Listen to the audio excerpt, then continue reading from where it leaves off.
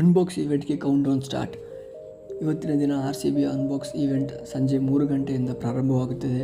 ಈ ಈವೆಂಟ್ನಲ್ಲಿ RCBಯ ಹೊಸ ಜರ್ಸಿಯನ್ನು ರಿವೀಲ್ ಮಾಡ್ತಾರೆ ಮತ್ತು ಈ ಅನ್ಬಾಕ್ಸ್ ಈವೆಂಟ್ನಲ್ಲಿ RCB ಪ್ಲೇಯರ್ಸನ್ನು ಕೂಡ ರಿವೀಲ್ ಮಾಡ್ತಾರೆ.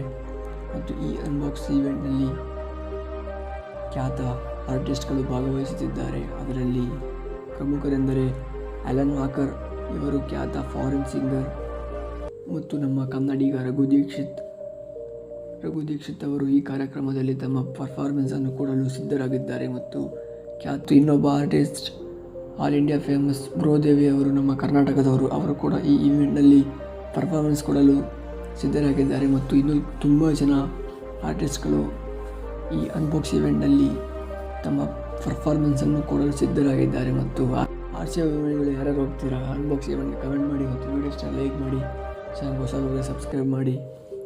ಮತ್ತೆ ಸಿಗೋಣ.